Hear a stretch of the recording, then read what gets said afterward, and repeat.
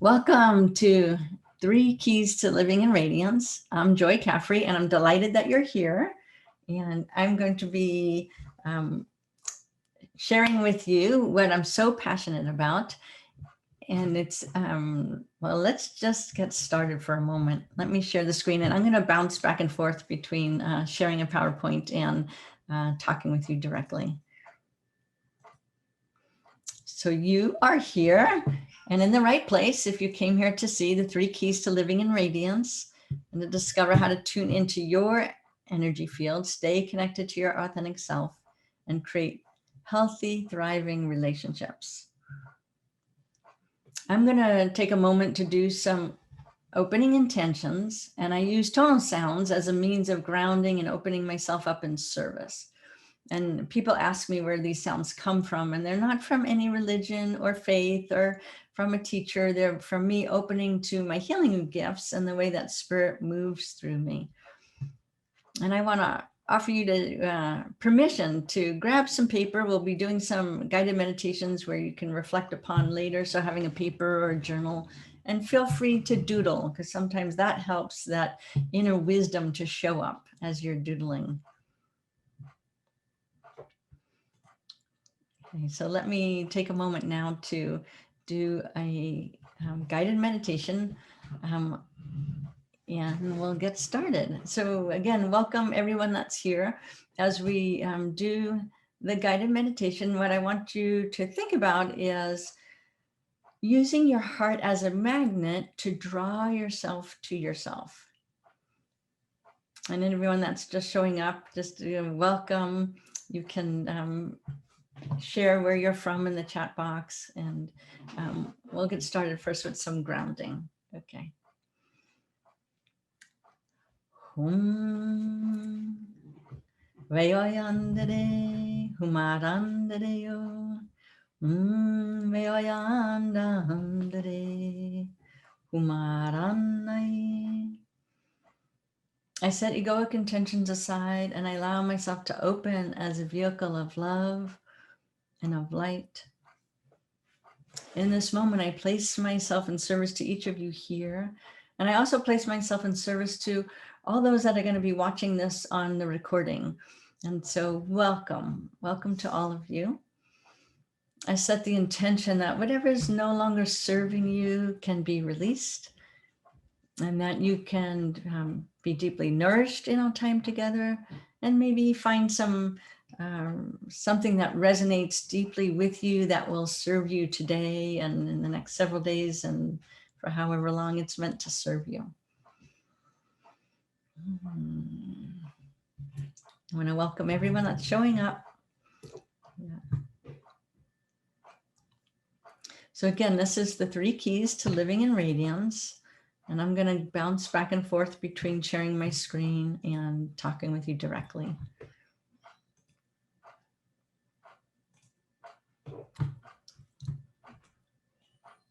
So setting our opening intentions to stay grounded, to hold the space as safe and sacred for you. Grab a pen and paper so you have it with you. I wanted to share with you the purpose of this webinar and why I created it. Because of the pandemic, it really spurred me on to find new ways to reach out to my community and to my clients. And I have been teaching in-person workshops for over 20 years, and the pandemic's changed that. And this is offering me an opportunity to start offering courses online. And so I'm so excited about a course I created, Radiant Relationships, because it relates to the book that I've been working on for years, Your Radiance Revealed. And this webinar is the precursor to those courses, what I would want people to know before they join the courses. And it's also, this webinar holds the material that I share with all my clients all the time. So whether you join the course or not, I would love for you to have the material in this webinar, the 3 keys to living in radiance. Also, I want to mention that go ahead and write some of your questions in the chat, and I'm not going to answer them right now, but I will have a time where we can answer them. And I'm making sure that my assistants are tracking, and you can also put questions into the question and answer section. If those of you that are new to, this is a Zoom webinar versus a Zoom meeting. And so you can change your to speaker view. I'm not even sure what you could change other than that. But Vicky, I want to introduce Vicky, my angel assistant, and she's online to answer some of your questions. And Rhonda Porter will also, she's my marketing director, and she's also a panelist and could be answering questions, and she'll be doing one of the demos with me a little later in this workshop. So I want to give you a little bit about my background of how I became as passionate as I am about what I do. So I was raised in a large family. I'm one of 5 siblings. I'm number 4 of 5, kind of down there on the list. And I was an extremely tender and sensitive child. And that tree picture is there because I would climb a maple tree in the backyard to self-soothe myself and to have some quiet time. And that tree was my best friend. And this truly is one of my birthday photos. That is me blowing out my candles when I was 7 years old. And that the year is so important to me as an influential part of my childhood. It was the year that Martin Luther King Jr. was shot. And that really had a powerful effect on me. And truly, my birthday wishes each year was for world peace. I had two wishes that I would consistently wish every year. And that was for world peace, and also for that I could fly, which I would try to do in my backyard. Okay. So one of the challenges that I have is that I struggle with scotopic sensitivity syndrome and dyslexia. And not many people have heard of scotopic sensitivity syndrome, so I wanted to give you a little bit of what that looks like to me. So while you're reading, the words to you might look like what's on the left, but the words to me look like what's on the right, with the addition, if you imagine that those words are moving in and out and back and forth and closer and further apart together. So they're undulating a lot, and it just makes reading challenging. And because reading was so challenging, I had to develop compensation skills. How was I going to navigate the world, especially through elementary school and junior high and high school, when reading was such a challenge? So I developed a high sensitivity, and also developed a high sensitivity to kinesthetic awareness of what physically and energetically, became so aware of what was happening around me. And it's how I was able to succeed in school and to increase my healing skills.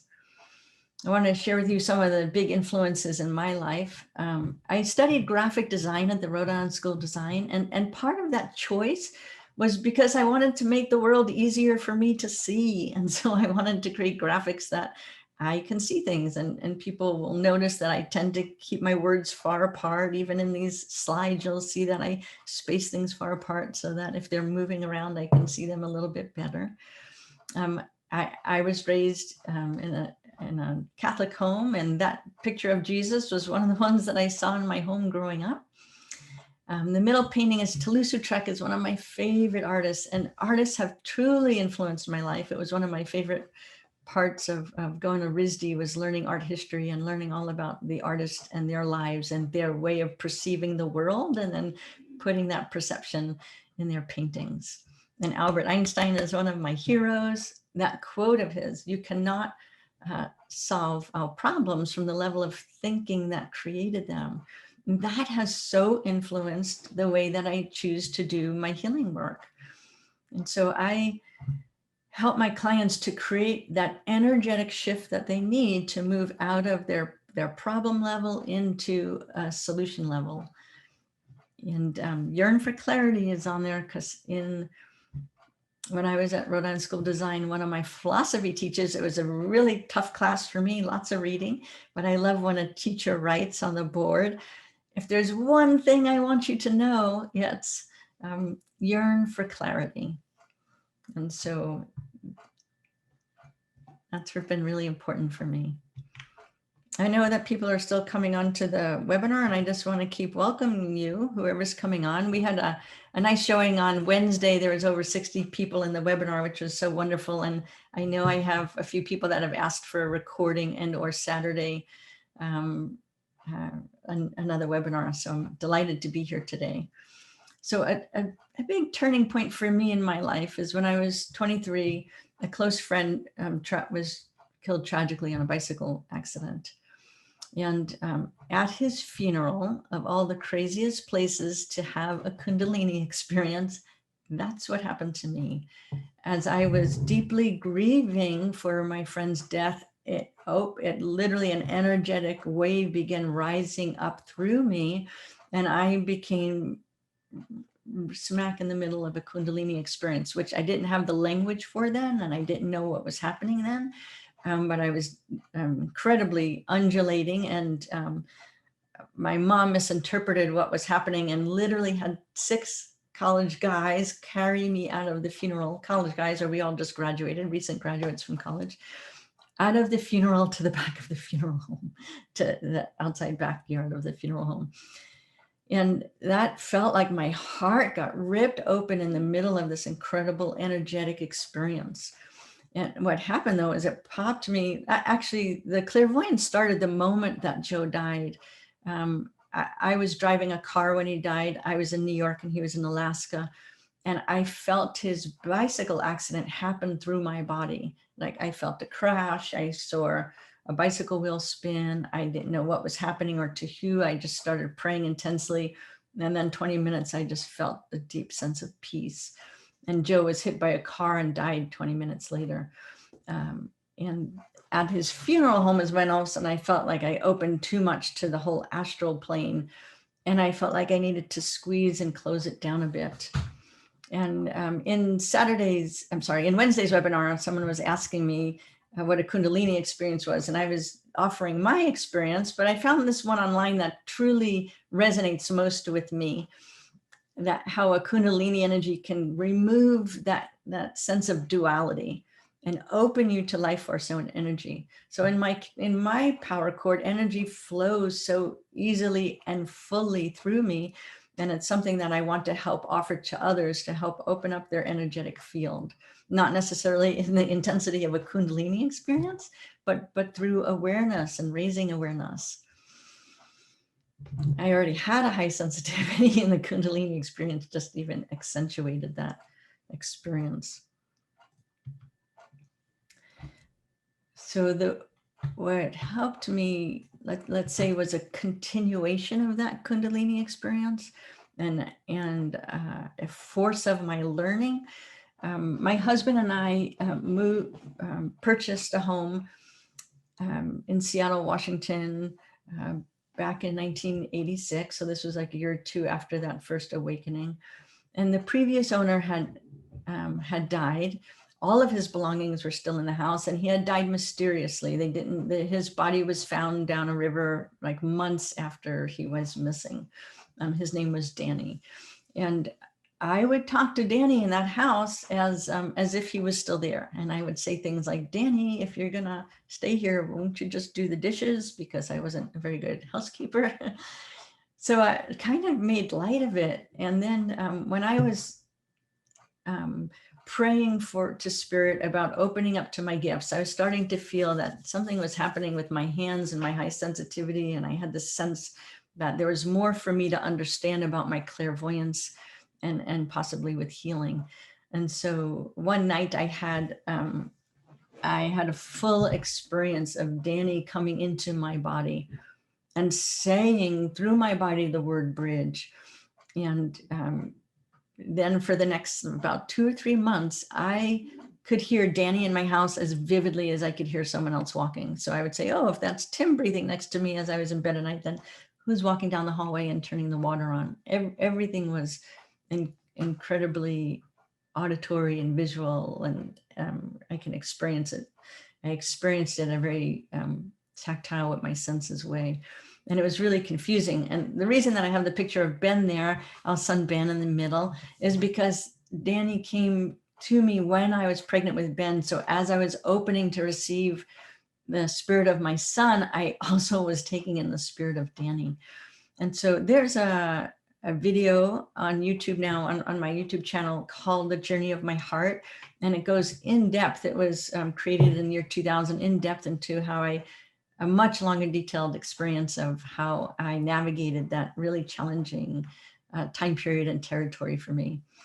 And the reason the word God sender and the US mailbag are there is because, as I mentioned, all of Danny's belongings were still in the house. In fact, this photo is the day the real estate agent is taking us into the house, or talking about putting the offer in. There's the for sale sign is still on the house there. And the US mailbag a year later was the last belonging that we actually emptied of Danny's from the house. We kept that for whatever reason for a year. But when I was staying awake at night and hearing Danny and realizing, like, let's get rid of everything that's his. And anyway, I ended up finding a woman that helped me learn how to release him. And in doing so, I learned deeper the levels of my clairvoyance. And so for the next year, I actually was doing a lot of releasing, of helping people that have died that had stress in their transition of moving back into their light form. I ended up helping those beings do that. And when I was asking my guides and guidance, like, how come all these beings are coming to me? And I was told that that on the astral plane, there's a neon sign on above the door of our house, above on that eave, that said God sender, that my job was to help those that transitioned, that missed that opportunity of transitioning into the light, to help them return to the light. So I spent a good year doing that before opening more deeply to my gifts. Journey of my heart is that story on YouTube that tells you how I got there. But I also want to include here a life purpose dream that I had a few years after the Danny experience. And in a lucid dream, I felt the Spirit of God write to me on a piece of paper my life purpose. In the dream, because of the particular sequence of the dream, at one point I was extremely lucid in my dream, and I was like, God, why am I here? And in that moment, I realized I was asking for my life purpose. And on a piece of paper, clearly in a way that I can read, it said, to love mankind. And you would think that I'd be ecstatic that in a dream I'm lucidly seeing my life purpose. But I felt disappointed, like, what? Like, to love mankind? That's so simplistic. And it's not like solving world peace, which at the heart was really what I cared to be doing. And then, so I felt that presence of God take that piece of paper out of my hand and write on another piece of paper and hand it back to me. And now it said, to show mankind how to love. And I felt that truly sank with me. Like, that's my job. That's my responsibility. And I felt very weighted by it. Like, how am I going to teach people how to love when I'm not even sure how to love myself, nor am I even feeling like I'm receiving love in the way that I could possibly be capable of. And so that's that bridge of bridging the Danny experience to me, bridging me opening to my gifts, bridging me to that decision to figure out, how do I love myself? And I started to become aware of how much I actually reject love coming towards me. And so how can I open to my self-worth and allow myself to receive love? And how then can I teach that to others? So that's my passion. And it's why I'm here offering this webinar to you. So from that experience with Danny, it prompted me to take a 2-year energy medicine training program with Ana Salas back in 1994. And in that program, we spent hours learning how to move energy, how to pull energy and push energy, diffuse energy and compress energy. And this is what my 7-week online course is about, is how do we move energy, and how do those movements of energy affect our suffering or how we show up in our radiance. And so I've been an energy medicine practitioner all of those 28 years. About a couple of years ago, I figured out I've done over 5,000 energy healing sessions with individuals. And I've also led workshops for the last 20 years, doing about 20 workshops a year, except for this year of the pandemic. I had my workshop in January. I had 3 or 4 workshops set up in April and May, and they didn't happen. And so I'm creating these courses. These are, some of the photos from those workshops over the years. So here we are to what my passion is in sharing with you. How to tune into your own energy field and recognize that you truly are a being with an energy field. Our physical body is so dense that it creates matter, but our energetic field is molecularly not as tight, but it still exists. It's not matter, but it still exists. And I want to talk about pulling back the veil so that you can see what's in your whole self. What are all your levels of consciousness that you can begin to access with awareness? And then one of the things I talk about over and over again with my clients is that victim, perpetrator, rescuer triangle. And sometimes it's the perpetrator or persecutor, the two different words I've seen exchanged for that triangle. So these are the things that I want to talk about with you today. And then I hope that you can receive some guidance from. And this is the why I want to teach this to you, because it helps you to increase your confidence and vitality. You begin to discover those hidden gems within you. And the reason that you had to hide them is because you got messages as a child that it wasn't okay to show them off. Like in some families, you get a message like, don't act like a know-it-all. In another family, you might get a message, use your brain, right? And so certain families give us different messages. Another family might be, don't wear your heart on your sleeves. Just the other day, I had a new client that was sharing with me that he got the message that it wasn't okay to share your feelings and it wasn't okay to have needs. And so when that happens, we start to deny or validate that our feelings are valid or that our needs are valid. And so in transformational work, it's opening us back up to that truth that your feelings are so valid. Your needs are valid, and we all have needs, and we can help start to learn how do our feelings point to those needs. And as we start to feel empowered to meet them, we start to live more vibrantly in the truth of our being. On Saturday, I'm sorry, I keep mixing up Saturday and Wednesday. On Wednesday's webinar, someone asked, what is radiance? And the answer that popped out of me is, radiance is when you're vibrating at the purest essence of your being. When you're vibrating at the purest essence of your being. When you're doing that, you're standing in your truth. You're vibrating at your brilliance. You're allowing creative energy to flow through you and for you to manifest what's yours to manifest.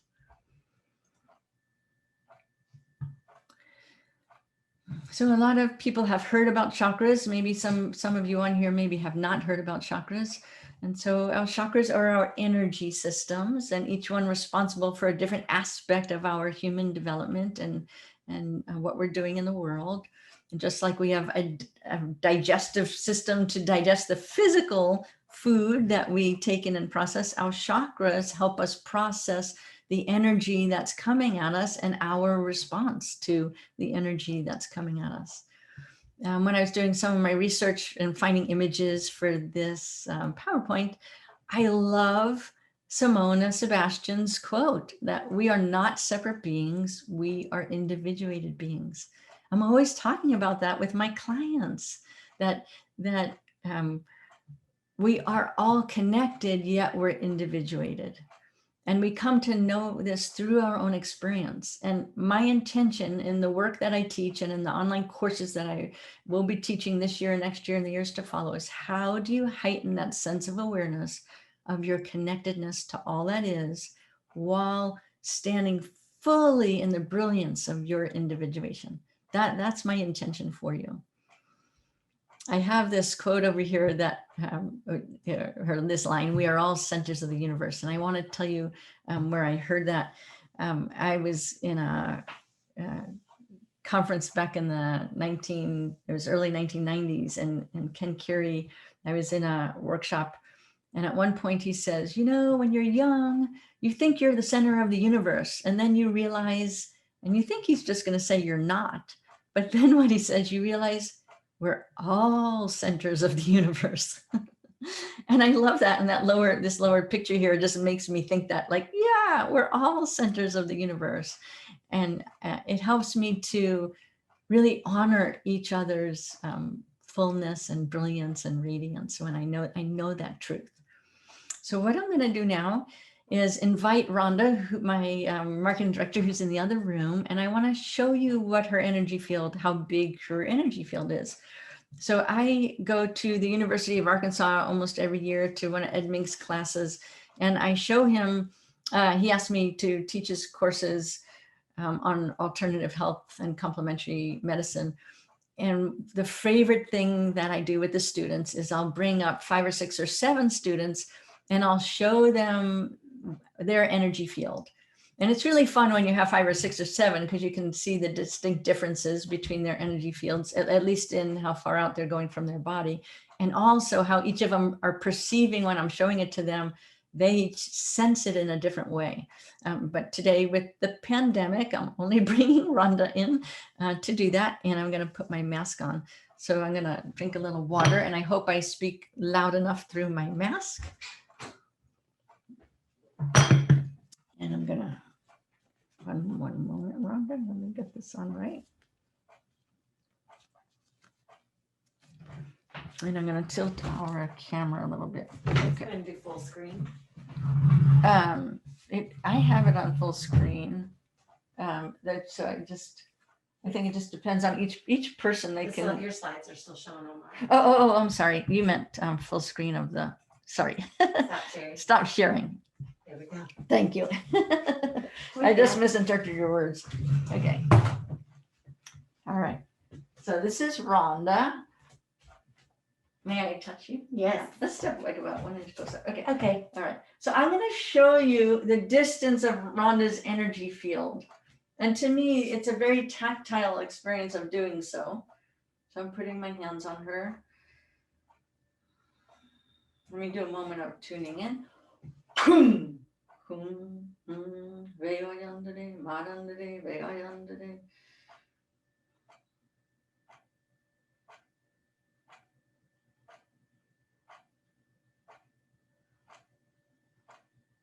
So for me, as I move through each layer of the field, it feels like I'm passing through a little bit of a bubble.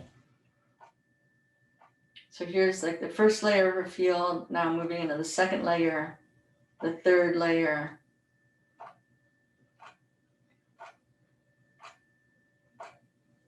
Here's the fifth layer of her field, sixth layer. Each layer becomes lighter and lighter.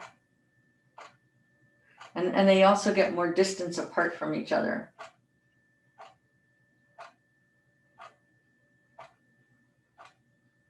Okay, so here's the edge of her field, and I can push on it a little bit, and then I start to feel resistance. Like as I push, then I start to feel a little pushback. Push, and then it pushes back. So this is all Rhonda. And let's step a little bit, let's step this way, and I'll show the back of your field. And so in the back of her field,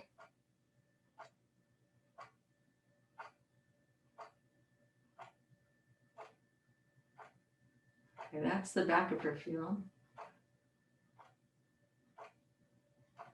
This is all Rhonda. And I could go up above her and below her. Okay. I'm going to remove my hands gently from her field. Thank you. How did that feel for you? Any response? Very warm, peaceful, and I could feel just the different parts of my energy. It just felt very connected. Yeah. Thank you. Yeah.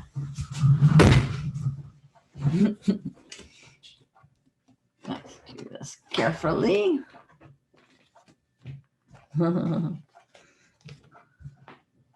Yeah, thank you, Rhonda, for helping us there. Okay. Yeah. So when I would do that in Ed Mink's class, when I would have 6 or 7 people, so sometimes when I'm going through the energy field, I would feel maybe I would hear sound in their energy field, or maybe I would hear thought forms. So different things can show up. And so sometimes when people might feel, we know that we can get that sense that somebody's in around us, maybe too close or closer than we would want them to be. And we invite people closer to us that we want to have in our energy field in an intimate way. But otherwise, we want our body space, right? There's that natural social distance that we want in having healthy boundaries. Okay. Let me go back to my screen share.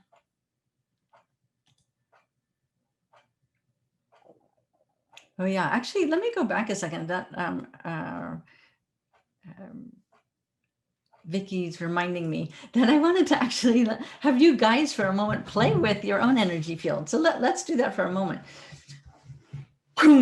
So set the intention that you just start to move your hands. First, start real close, and that you can sense, imagine, and or allow yourself to begin to perceive or set the intention that you can start to feel something happening between your hands. It might feel like a tingling. For me, after a while, it might start to feel like when I was a kid and I would play with marshmallows and I would pull them apart and put them together. It starts to have that tactile feeling. Yeah. So we begin to sense. And on Wednesday's call, I got feedback from somebody that she's wanted to feel her energy field and never felt it before. And then after her watching the full webinar, she ended up recognizing, I can feel my energy field. Yeah. So you can start to sense maybe some warmth. You can start to setting the intention with it really helps a lot. And then you can start to put intentions into what you want that quality to have. And then maybe you can start to feel it off of your chest. The heart center is a really strong place to feel your energy. So when I was in my energy medicine course, we would spend hours. We would meet for 5 days in a row, and we would spend hours feeling our energy field. We would even have to imagine like a ball of light. We'd stand really close to a wall, like 3 inches close to a wall, and imagine a ball of light going out to feel the wall and coming back, and then stepping back from that wall slowly, and see how far we can extend our energy field where we can still feel and sense it. It took practice, right? Think about like when we're in elementary school and junior high and high school, you spend 12 years learning math and 12 years learning English and history. What if you spent 12 years learning about your energy field, right? You would be so much more aware of it. So we allow ourselves to have those tactile sensations and to grow with them. Okay, so you can continue doing this later. I want to also make sure I catch a little guided meditation for you. Let's see, share screen back here. Okay. Okay, so let's talk about the self. And each person has this tendency to want to move towards that full growth and perfection and completion called the self. And to me, the perfection is owning and standing in that purest essence of your being. It's not about being perfect. So I love, this is some of Carl Jung's work that I learned. And if you imagined that the circle is the entirety of who you are, but above that blue line is what you know about yourself.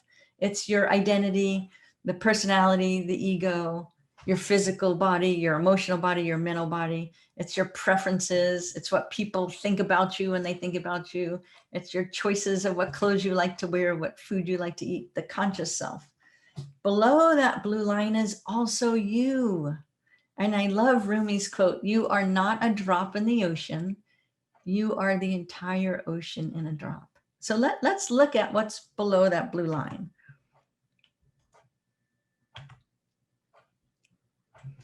So we start to open to the subconscious, the personal unconscious, the collective unconscious, archetypal consciousness, and divine consciousness. In that totality of us, that's our I am energy. I am. And in terms of the archetypal consciousness, the way that it shows up a lot with my clients is like one place is like with grieving. Like if a client might be so afraid to open up to their grief because they feel like they're going to drop into a wellspring of never-ending grief. What happens when they feel that, or when that sense comes to them, it's because they're moving out of their individuated grief into the archetype of grief. Let's say it's the archetype of a mother's grief of losing a child, or a spouse's grief of losing their spouse. It becomes this archetypal deeper grief that feels unbearable because it becomes unbearable for one individual to handle it. And so I help my clients to understand what's theirs and what's archetypal. And sometimes that archetypal energy can support us when we need that support, when we want to rally up and step into a particular aspect of our life. The divine consciousness is available to all of us in whatever way you want to perceive that, in whatever way you want to call that. Its expression is free for you to interpret as it is.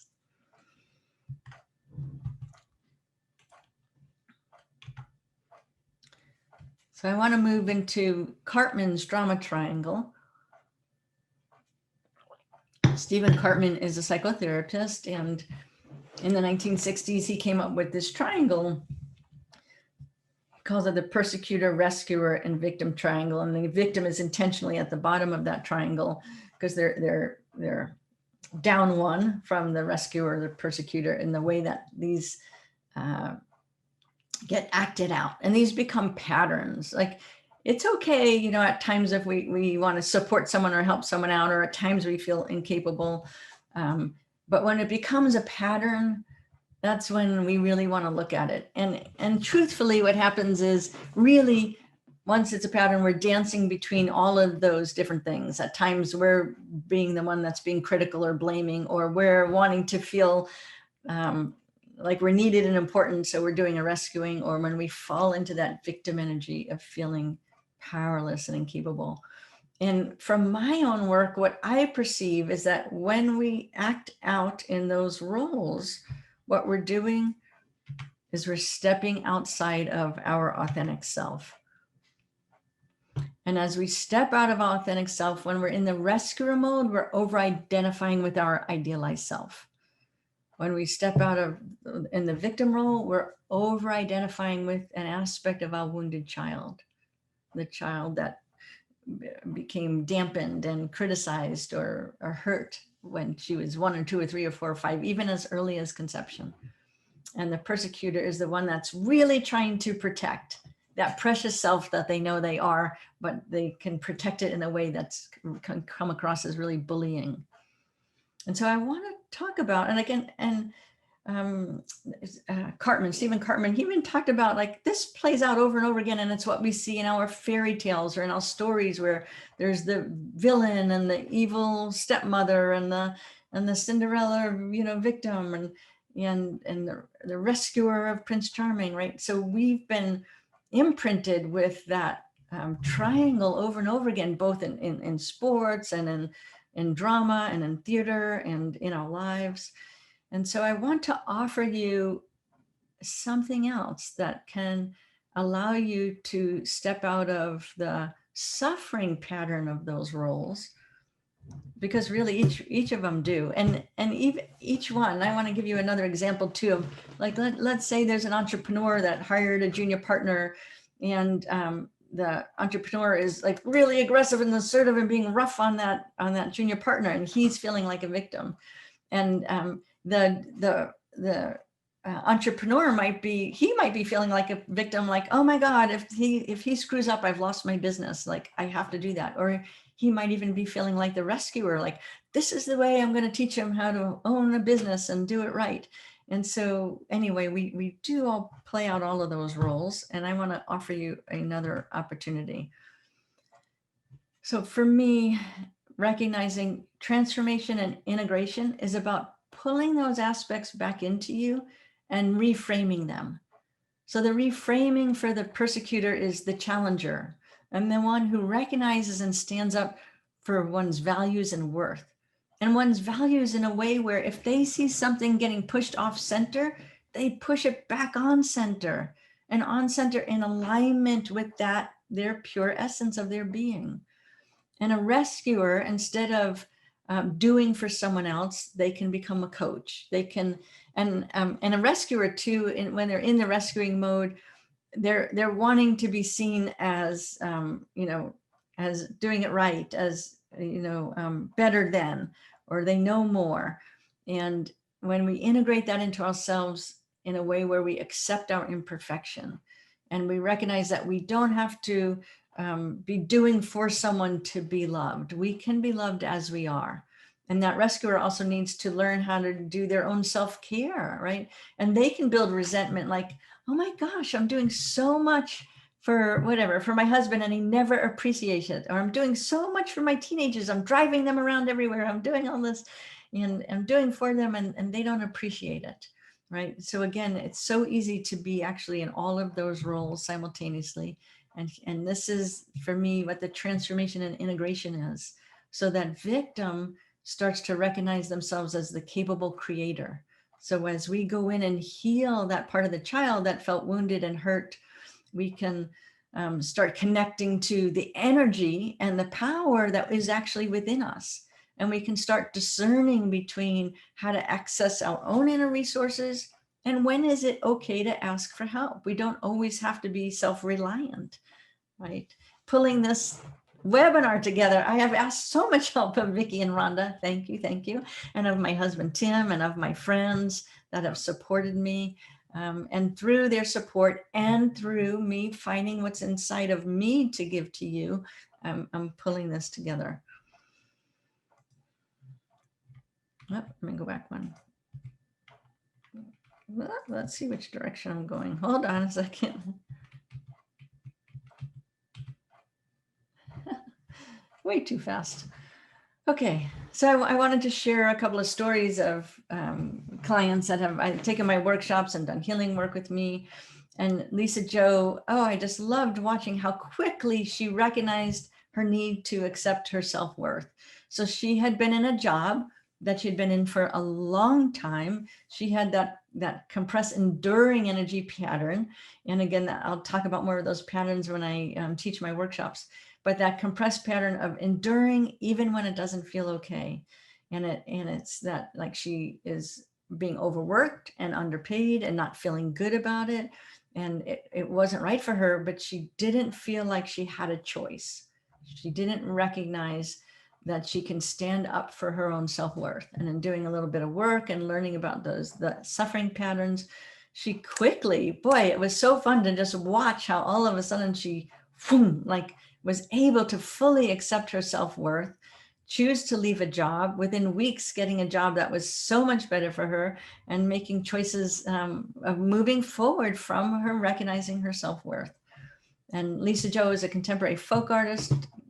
Look her up. Her work is incredibly unique. And it's been just delightful watching her shift, right? So what she shifted was out of the level of thinking that the problem was at, and shifted into what was more in alignment with her truth. And Nick Prefontaine also has been just so delightful to watch him grow so quickly in his work. He sent this slide to me yesterday. He wanted me to have this picture of him with his nieces that he just took a couple of days ago. So he has been having so much fun opening up to deeper energy within himself. And he had suffered an snowboarding accident when he was 14 and had been in a coma for a while and regained his life back. And he's really doing an incredible, amazing job of opening up to all of the levels of his energy and recognizing what had been suppressed and what can be opened up more. And he's seeing how that recovery of what he's feeling is, he's being able to master his energy management and allocation of his energy in a deeper way, and he's recognizing that it's from letting go.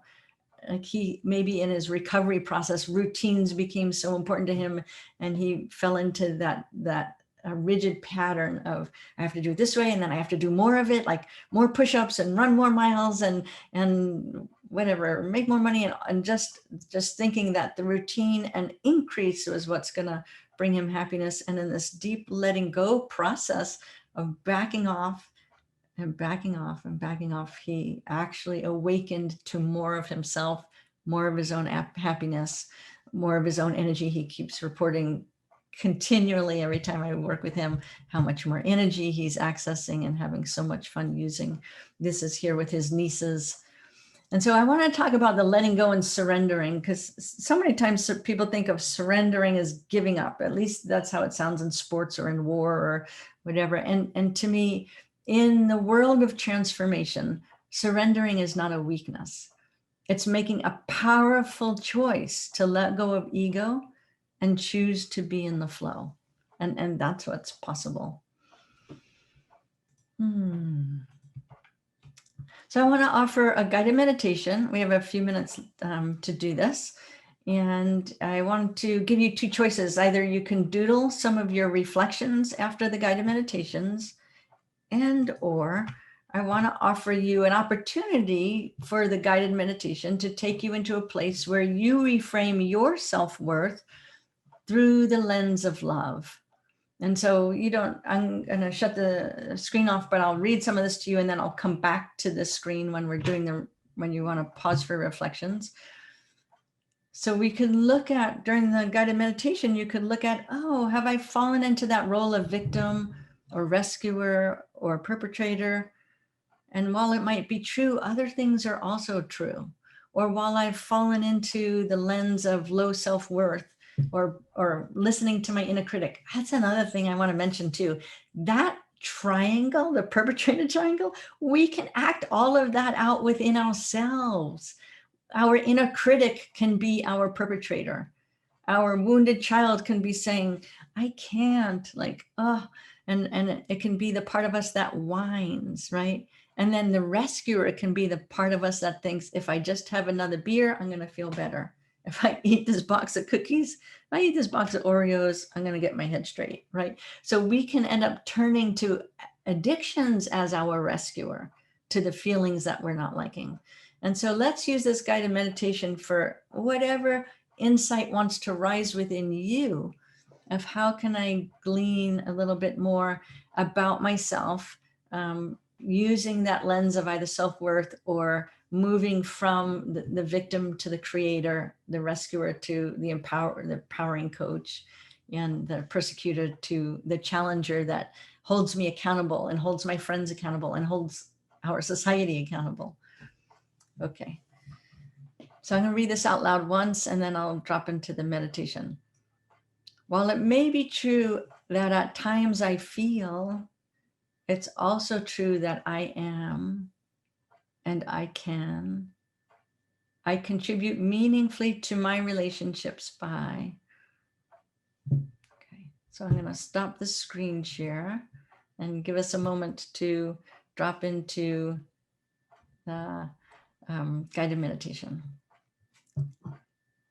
And then after the guided meditation, we could go into some question and answers, or pause for a little bit. Okay. All right. So take a moment to feel where you are in your space, and you could gently close your eyes or leave your eyes softly open. And then remember when we were gathering energy in our hands, let's imagine that there's a whirling of energy in your pelvic cavity. And allow that whirling of energy in your pelvic cavity to build. And it can be a sense felt, it could be like a sense of a color or a sense of temperature. It could be just an intention that you set. So we're bringing our energy and our focused awareness to our pelvic bowl, allowing it to fill with our own energy, our own core essence. Humarandare, Veyoyandare, Marandare, Veyayandare yo, Humaranai. And then allow that energy to begin to spill out of the pelvic bowl, down your legs and through your legs and around your legs, down through the thighs, through the knees, through the calves and the ankles, through the soles of the feet. And imagine that the soles of the feet can open the gates and your own core essence can drop down into the earth. And your energy is received by the Divine Mother. Your energy is taken with the Divine Mother down into her nurturing womb. So we hold a moment for the Divine Mother to offer her sustenance, her nurturance. And that whatever we are needing in this moment for our soul's growth, we can receive from her in this moment. Hum, Veo Yandere, Humarandere, Veo Yandere, Humarandere Yo, Humarandere.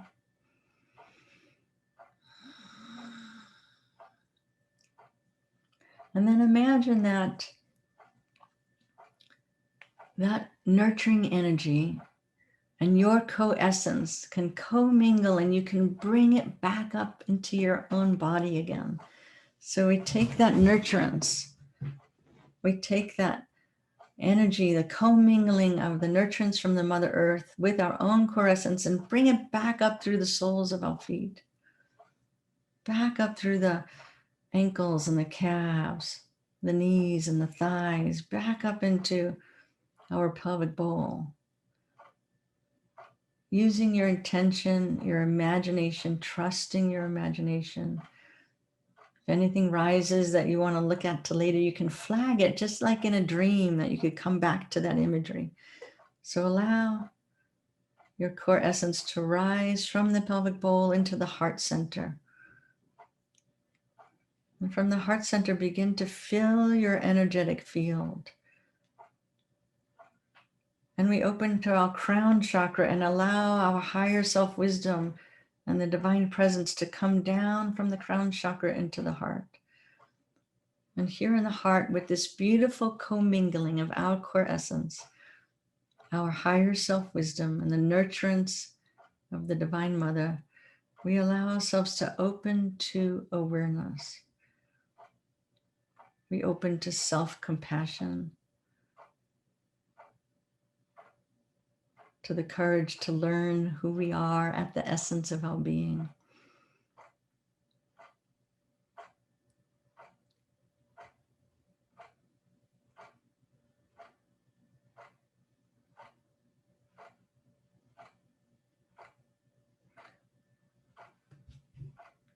We open up to the I am energy. I am. I am. We allow ourselves to reframe our self-worth through the lens of love.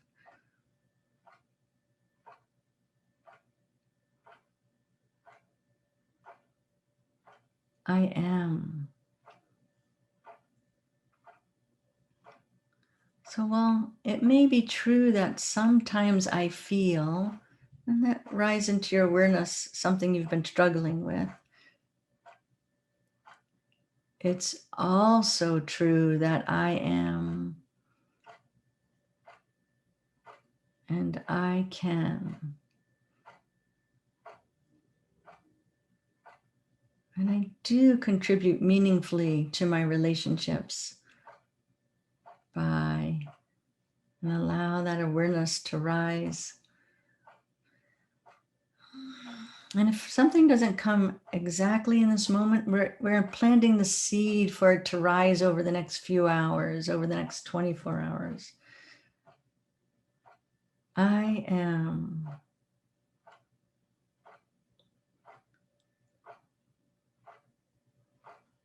I open to the beauty and imperfection of my authentic self. I am.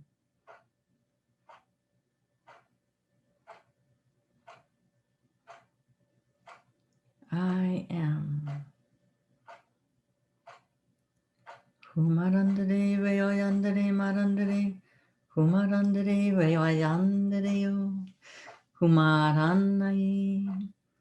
Vayam dam dre Humaranai Hum Vayandareo Hum Vayandareo Vayam dam dre. I am.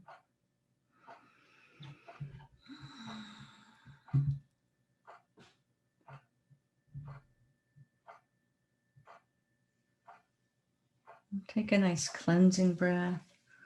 And we're going to gently move from this inner awareness to a place where you can write down some of your reflections, maybe journal or doodle.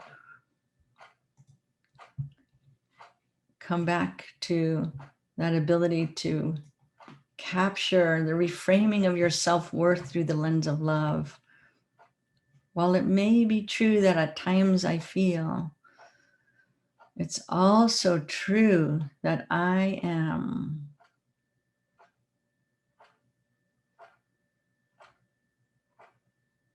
And I can. I contribute meaningfully to my relationships by. And or you might want to doodle on what are the keys that you're resonating with, whether it's opening to the awareness of your own energy field, whether it's opening to the awareness of your levels of consciousness and allowing yourself to dive deep into opening to the divine consciousness and recognizing that when we move into the unconscious, we can heal some of those patterns that have harmed us or contributed to our own suffering. I am.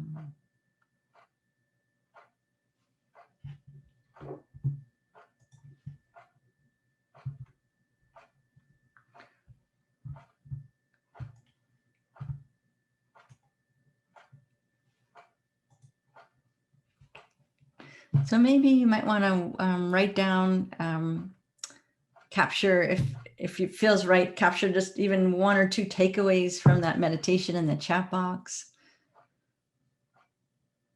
So I'm going to share a little bit about, and not too long, about my Radiant Relationships workshop, and then come back to doing a closing meditation. But if it feels like, yep, it's a good time for me to sign off, feel free to sign off. And or if you'd like to catch a little closing meditation at the end, stay on. I'll be talking about 10 minutes about my Radiant Relationship workshop, which I'm really excited about. It's been years of me working towards it. And I've done it in the past where I've taught it in 3 hours, and now I get to teach it in 7 days. And I am so excited about giving more depth to those people that have been wanting it. Yeah. Okay, so let me share a little bit here. So in the Radiant Relationship workshop, create wholehearted connection, clarity, and confidence in all your relationships. That's my intention for it. And this is what we will be doing in the weeks of the workshop. So in week 1, it's an introduction to energy dynamics, connecting to your core self, going even deeper into that felt sense awareness of your energy field, your boundaries, learning about the 5 movements of energy that I love sharing with my clients, because I think everybody should learn this. I think we should learn this in elementary school and junior high and high school, and what an easier life it would be for us if we had this information, how to move, by understanding these energy patterns, we can slide out of our suffering and into our radiance. And so I want to offer that to the world.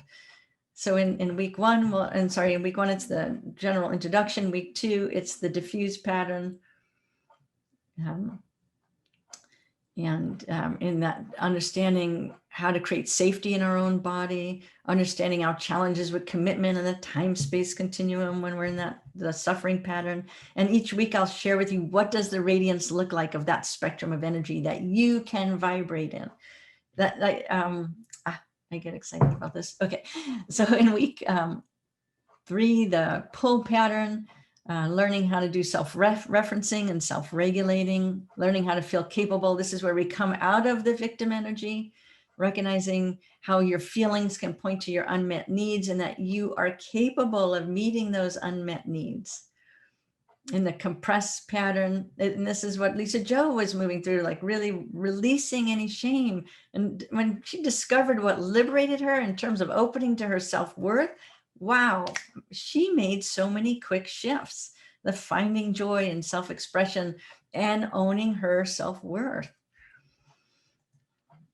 And then we have the push pattern, learning power with versus power over, learning how to lead through inspiration, transparency, and vulnerability, trusting your discernment, learning how to trust deeply and what to trust. The stop pattern, this is what I was talking about with Nick Prefontaine. Wow, like finding the softer side of rigidity, accepting imperfections, choosing pleasure over perfection. I have just watched him over the last several months, really choosing pleasure over getting it right and doing it more and going to achievement. He is still achieving with so much more happiness and with so much more truth from who he is. And I want to thank Lisa Jo and Nick for giving me permission to share their work with you. And in week 7, we'll do an integration of wrapping it all up.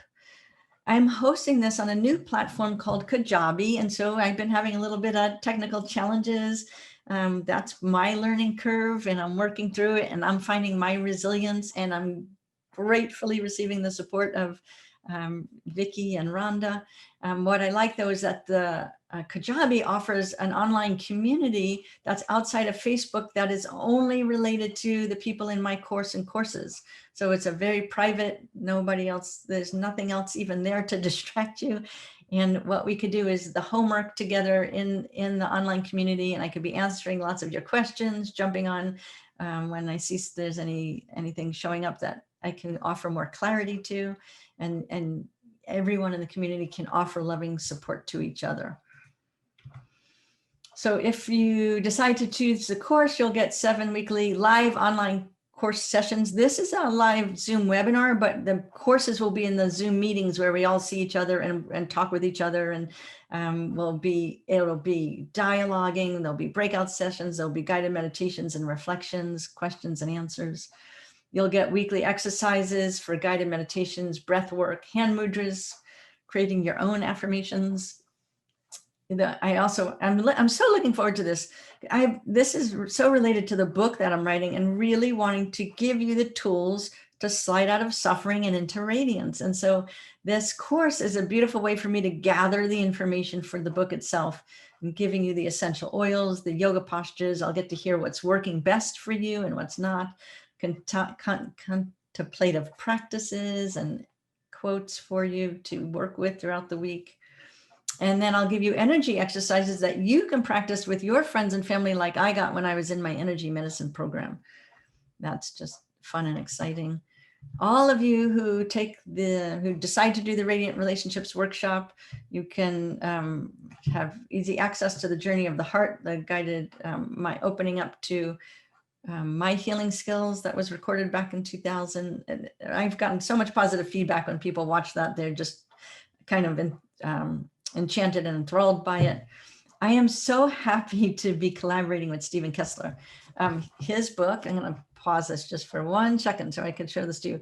The 5 personality patterns. I will be working with this book throughout the 7-week course because these 5 personality patterns directly correlate to the 5 movements of energy that I'm always talking about. And I'm so delighted that he thoroughly wrote how we get into the suffering patterns. And I want to support you in all of the tools in your toolbox by doing them and experiencing them and then practicing getting out of those suffering patterns and living from your purest core essence. And there's a turning point of awareness guided meditation that I like to offer to help people understand the difference between thinking and awareness. And then if you sign up within 24 hours of this webinar, so if those who sign up by tomorrow at 12:30 p.m., then you can have a 30-minute one-on-one mentoring call with me to help you throughout the course as you're working on it sometime in the course of the 7 weeks. And then also those who register by October 16th get an extra guided meditation on opening and closing your energy field. how to do that for yourself. And again, I'll show you how I closed the field today. Choosing an energy healer, a complimentary guide. I have not seen that put out there yet on the internet, but 21 questions to be asking yourself when discerning about using an energy healer or becoming an energy healer. You can interpret it both ways. So the single payment for the course, if you register, is $297, or you can take it out into 3 payments of $107 a month. Either way, if you do the single payment or the first payment of $107, you'll still get those bonuses by the date. This has a 30-day money-back guarantee. So if you're in the course for 30 days and you're like, this doesn't resonate with me, I will fully give you your money back. No. And yeah, what I would hope is that before that 30 days, if you're having any challenges, you talk to me about it and I support you. That would be my better intention, to support you through it. So I noticed that Vicky's already going ahead and putting these different links into the chat. Thank you, Vicky. I appreciate that. And I want to also switch my sharing a second. I'm going to go ahead and share. So this is the information page where you can read more about, all of us get our buttons pushed in life. We get triggered, and this course is to help you figure out how to not respond with a reaction, but with a caring, conscious response to life's triggers, right?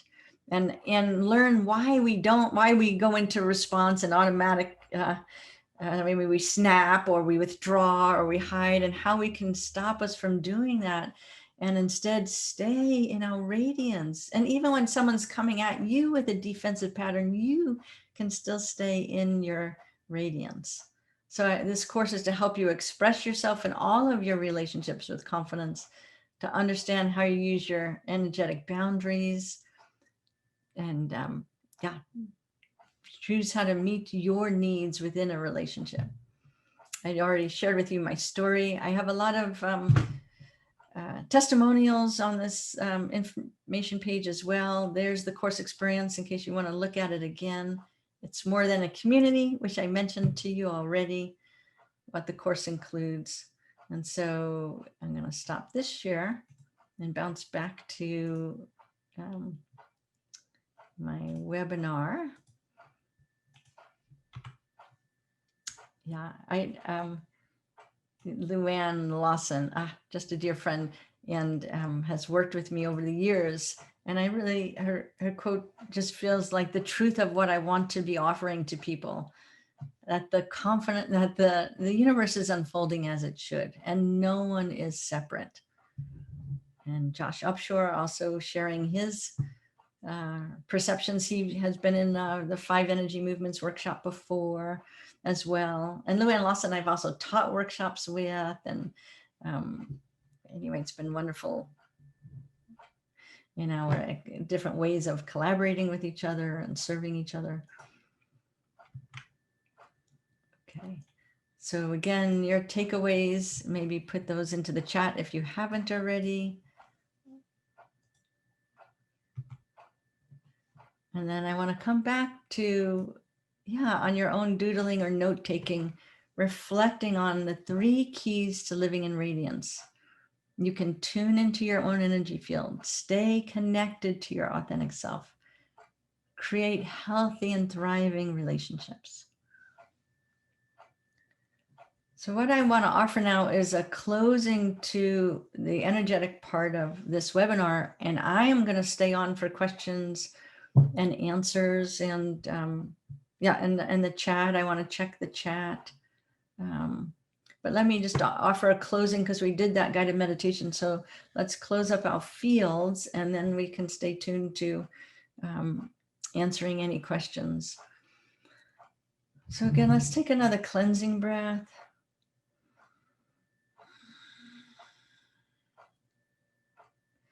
Hum vayandare, hum anandare vayandare yo, hum vayandare. So we honor the courage that we've taken when we do our guided meditations, and the willingness to look within, and to listen to our higher self wisdom. I return to each of you what's yours that's in service to your being. I honor exactly where you are in your journey. I close each of our fields in the embodiment of love and of light. And we release anything that's no longer serving. Boom! Returning it harmless and formless back to the universe. I honor the wholeness and the oneness of all that is.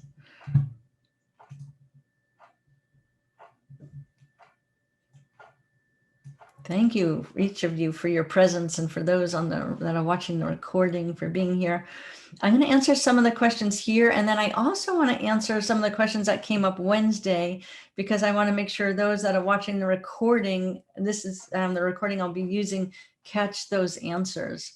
So I'm actually going to turn on my panelists. Let's see if I could do that. And ask both Vicki and Rhonda to unmute and see if there's any questions in particular that they noticed that I might want to make sure I'm answering, and also just catching anything in the chat.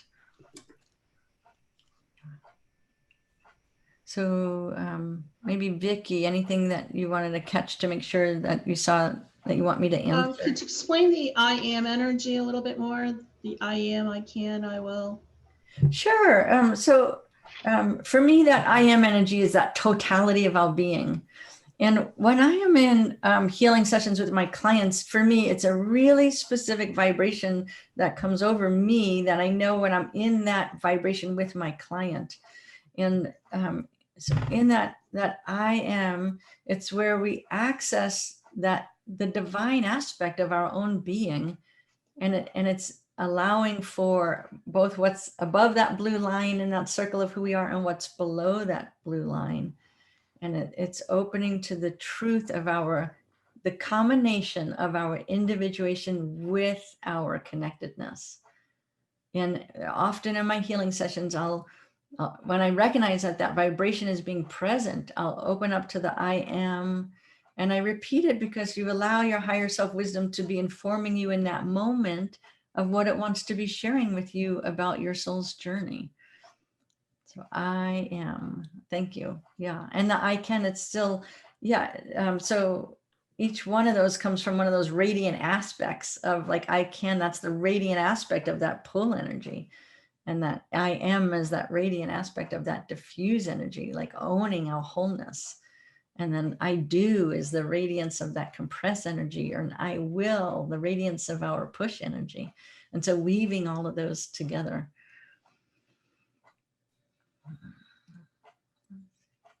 Also, one question I remember, someone was asking me, what other artist influenced you? So I loved all of the Impressionists and Vincent van Gogh and Monet and Manet, Toulouse-Lautrec. I just love Toulouse-Lautrec's really capturing, like sometimes he would capture the dancers and they would say to him, you don't make us look very good. But he was really capturing what he was seeing. And I also love Pablo Picasso because of his how much he could produce. You know, apparently he produced a piece of artwork every day of his life. If you counted every day of his life from when he was 4 years old till his death, he produced a piece of art. That's just awesome. Yeah, and there's many other people who have influenced my life, but like Carl Jung and Albert Einstein. Any other questions that want to come up, or anyone want to share a reflection? I can actually have, or either just reflections in the chat.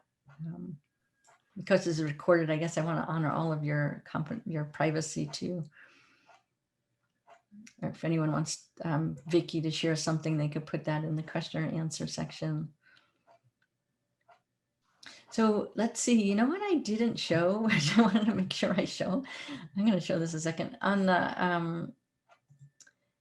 the information page, there is, let's make sure I'm on the information page. There's a question and answer section that I didn't get to. So in the question and answer section, it goes through all the dates and times of the webinar. for each of the 7 weeks of the course. And if you miss it, you get to watch a recording of it. So I understand that people's schedules change. And I wanted to let people know if you were able to watch this webinar, you'll be able to do the 7-week courses. It's done over Zoom. I explained a little bit about what I do and what Radiance is. And you don't need to have any special knowledge coming into the course itself. I love having beginner's mind and everybody bringing a beginner's mind. So if you resonate with me and the way that I teach, then you would be a good fit for being in the course. Any other questions that want to be asked?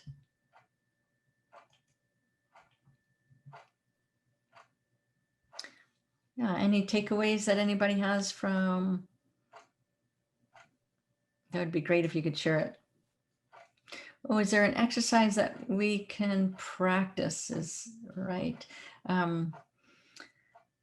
Always just tuning into your breath is a beautiful practice. I like kind of sometimes think of your breath as a new lover. Like when you have a new lover, you're always paying attention to where they are and you know where they are in the room. Have that same sense with your own breath. Like, what's my breath doing? And your breath can cue you into your own energy field. It's such a nice bridge. So slowing down the breath is a beautiful thing to practice. Pausing in life, pausing to tune in. How am I feeling? What am I resisting? What are my feelings pointing me towards? So in the courses that I teach and in individual sessions, I give you so many practices, whether it's breath work or guided meditation or hand mudras. So more of that in the courses itself. And I'm also available for individual sessions if someone doesn't want to take a course, but they're interested in learning more about how to access their own radiance, how to navigate through life's challenges. I'm available for individual sessions through the telephone or virtually or in person. Yeah, I am enough. I'm reading the chat there. That is such a big deal. Realizing that I am enough as I am. I don't have to be producing to be enough. I am enough as I am. I don't have to make myself important to someone else to be enough. I am enough as I am. Thank you. Yeah, and one of the other things that I'm excited about and that I want to share with you as well is in the fall, I designed these decks of cards, these clarity cards.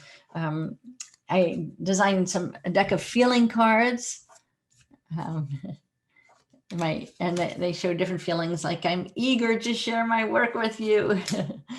And I'm optimistic. Anyway, there's 52 or 54 actually different feeling cards. And I work this with my clients and help them to understand their own feelings and how those feelings point to their needs.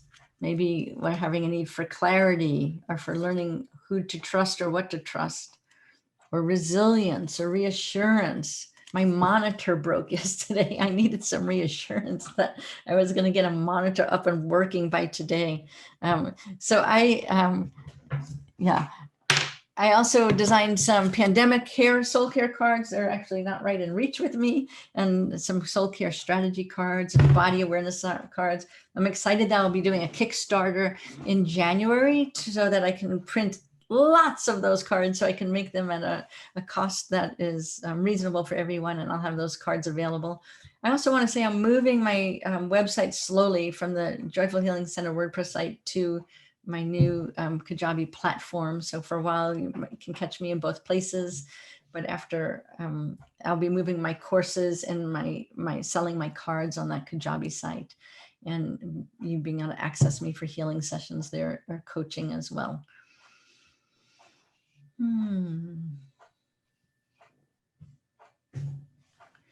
Let's check in if there's any other contributions. Yeah, any other questions or sharing the clarity.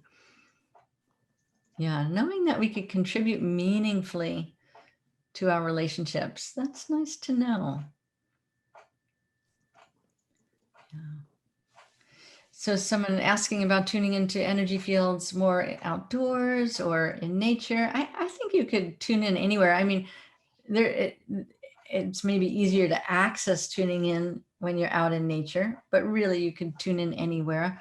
And one of the places like I think it's good for me to tune into my energy field and ground is right up before I'm about to go into a store, especially right now during the pandemic, right? So we so often race from one thing to another, right? We're, get to the parking lot, get out of the car, close the door, run in the store. What if we pause before running out?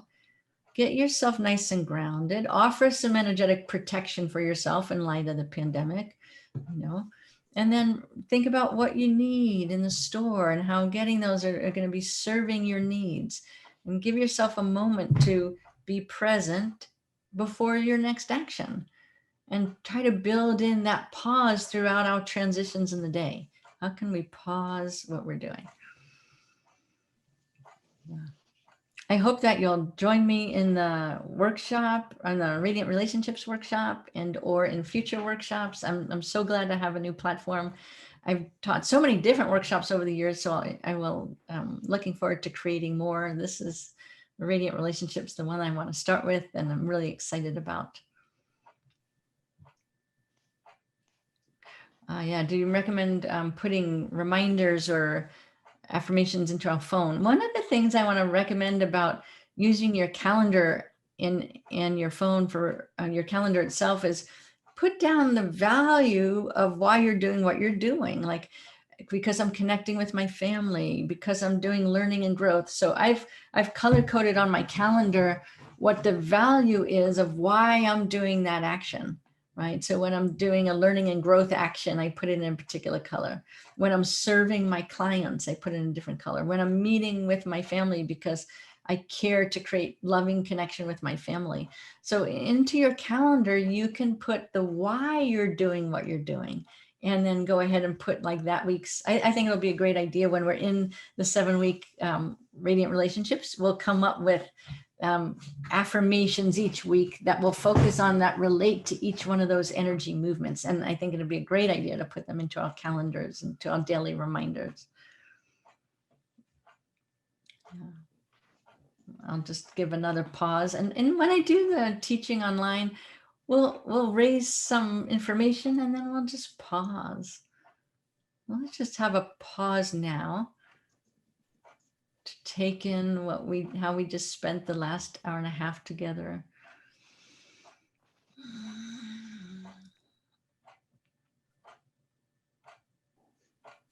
Being able to be in presence with each other.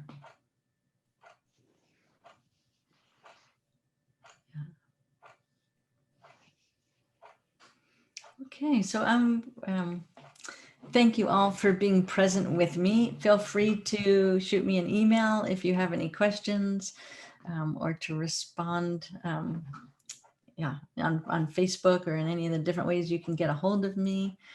And I look forward to working with you or having our paths cross in one way or another. Thank you so much.